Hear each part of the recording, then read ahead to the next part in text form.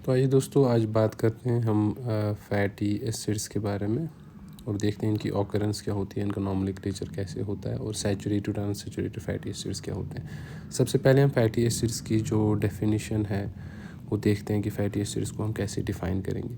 Fatty acids जो होते हैं ये कार्बोक्सिलिक एसिड्स होते हैं, कार्बोक्सिलिक एसिड्स होते हैं और इनमें हाइड्रोकार्बन साइड चेन्स होती हैं, हाइड्रोकार्बन साइड चेन्स। तो हम इनको कैसे डिफाइन करेंगे? Carboxylic the fatty acids are the carboxylic acids that have hydrocarbon side chains.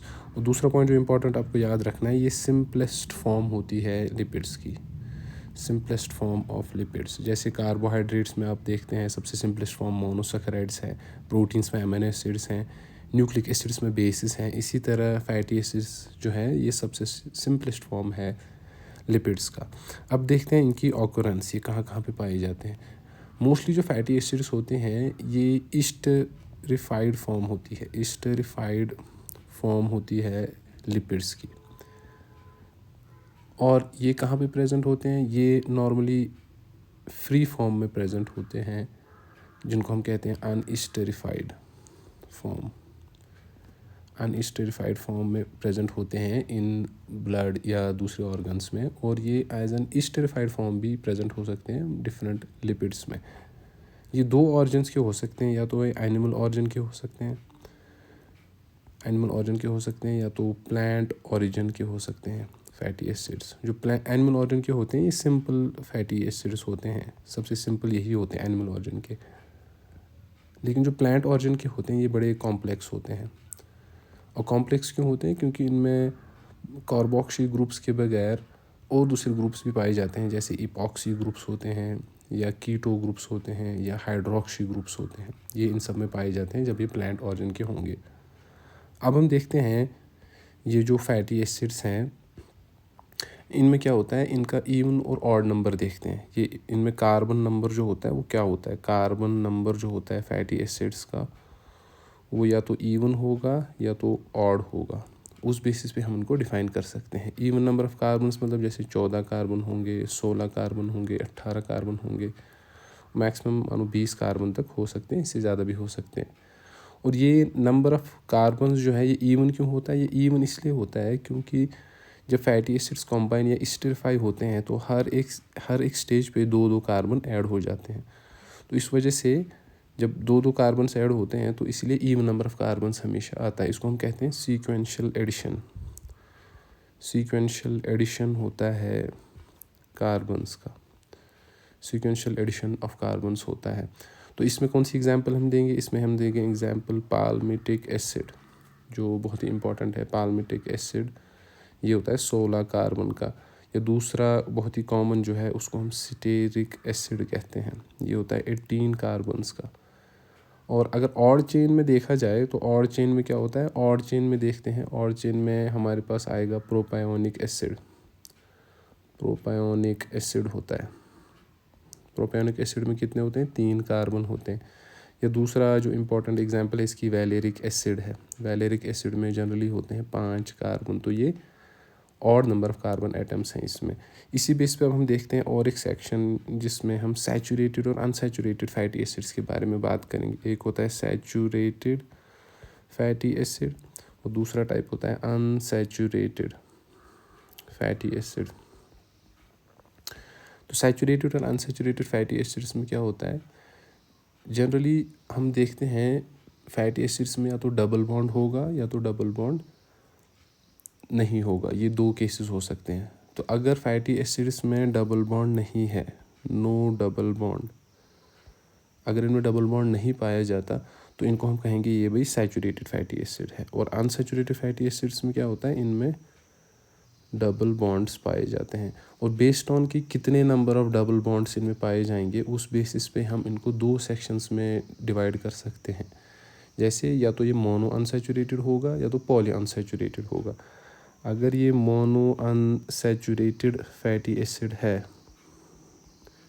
तो इसमें क्या होगा? इसमें एक डबल बॉन्ड होगा, ठीक है? तो इसको मोनो अनसैचुरेटेड फैटी एसिड कहेंगे। और अगर इसमें एक से ज़्यादा है यानी ग्रेटर देन 1 जो है नंबर ऑफ डबल बॉन्ड्स है तो ये पॉली अनसैचुरेटेड फैटी एसिड कहते हैं इसको, ठीक है। इसमें 2 भी हो सकते हैं, 2 से ज़्यादा डबल बॉन्ड भी हो सकते हैं। तो ये तो हो गया हमारा सैचुरेटेड और अनसैचुरेटेड फैटी एसिड। और इन सैचुरेटेड और अनसैचुरेटेड फैटी एसिड में एक इम्पॉर्टेंट चीज़ और मैं बताता जाऊँ, जो दूसरा पॉइंट है, जैसे नॉमेनक्लेचर में हम क्या करते हैं, जो सैचुरेटेड फैटी एसिड्स होते हैं इनमें जो सुफिक्स लगता है, जब आप नॉमेनक्लेचर में इनका नाम देंगे तो इसमें एनोइक लगता है, ठीक है। जैसे एग्जांपल के तौर पर हम देखेंगे कोई सैचुरेटेड फैटी एसिड कौन सा है, ऑक्टेनोइक, ऑक्टेनोइक एसिड जो है ये एक सैचुरेटेड फैटी एसिड है। और अनसैचुरेटेड फैटी एसिड्स में क्या होता है, इनमें जो सुफिक्स लगता है, इनका सुफिक्स क्या होता है, इनोइक,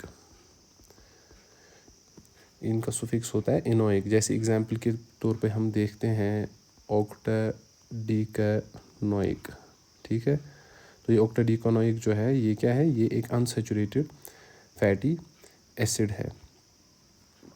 तो अगर हम कार्बन नंबर्स के बारे में बात करेंगे, भी कार्बन नंबरिंग जब हम इनमें करेंगे फैटी एसिड्स में, तो कैसे कार्बन नंबरिंग देंगे हम इनमें। जैसे मैं एक एग्जांपल के तौर पर यहाँ पे दिखाता हूँ आपको नंबरिंग। तो एक फैटी एसिड का नंबरिंग हम करके देखते हैं। फॉर एग्जांपल ये एक फैटी एसिड है जिसमें मिथाइल ग्रुप CH3 है, फिर इसमें दूसरे कार्बन एटम्स जो हैं वो अटैच होते जा रहे हैं, ठीक है। और सबसे एंड में इनको, चूँकि मैंने कहा ये कार्बोक्सिलिक एसिड्स होते हैं, उनके हाइड्रोकार्बन्स होते हैं, तो ये कार्बोक्सिलिक ग्रुप आ गया, ये मिथाइल ग्रुप आ गया, और बीच में कार्बन चेन है।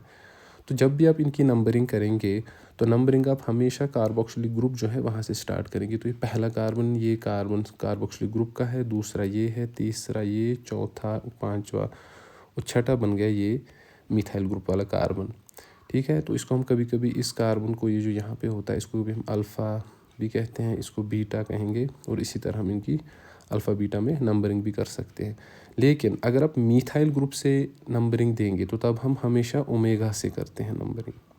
दोनों तरह से कर सकते हैं, या तो आप यहाँ से नॉर्मली आप कार्बोक्सिलिक ग्रुप से करेंगे तो अल्फ़ा बीटा कार्बन ऐसे बनेगा, 1 2 3 4 5 6 ऐसे करके।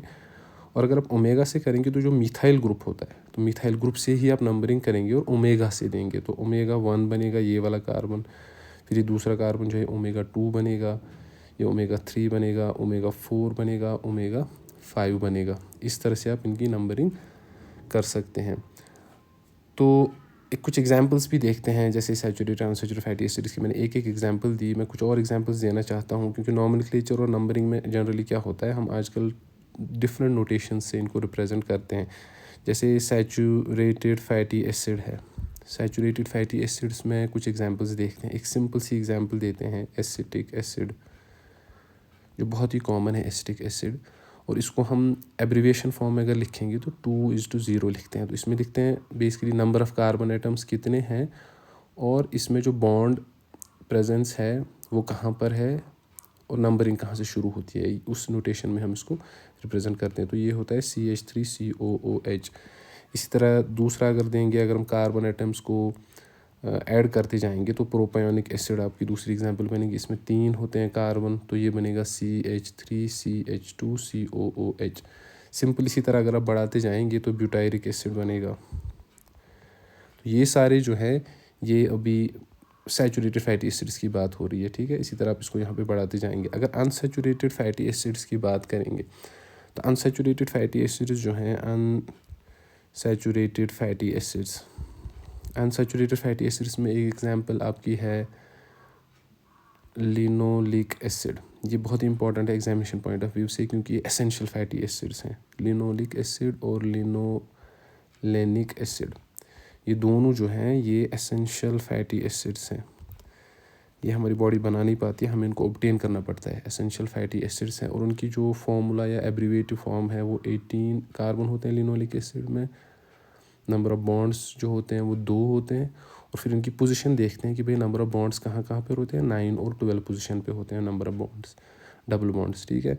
इसी तरह लिनोलेनिक एसिड जो है इसमें होते हैं 18 कार्बन फिर से, लेकिन इसमें 3 डबल बॉन्ड्स पाए जाते हैं, और वो पोजीशंस कौन कौन सी है, 9 पे, 12th कार्बन पे और 15th कार्बन पे। तो ये बहुत ही इंपॉर्टेंट है दोनों फैटी एसिड्स।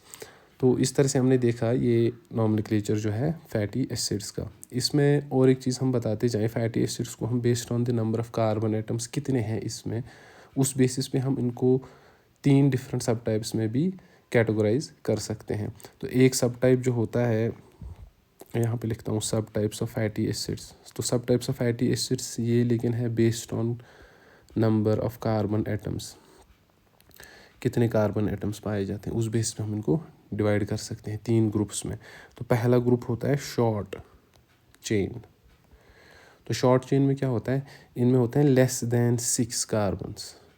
6 से नीचे जब कार्बन आएंगे तो हम शॉर्ट चेन फैटी एसिड कहते हैं उसको। और उसके बाद दूसरा होता है medium chain. Medium chain fatty acid में क्या होगा, इसमें होते हैं 8 से 14 कार्बन्स, यानी 8 से 14 कार्बन जब होंगे तो मीडियम फैटी एसिड बनेगा और मीडियम चेन फैटी एसिड बनेगा। और होता है लॉन्ग चेन फैटी एसिड।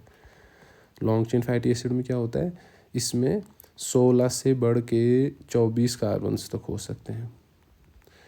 तो ये हो गया हमारा क्या कहते हैं फैटी एसिड्स का जो सब टाइप्स होते हैं, डिफरेंट सब टाइप्स होते हैं।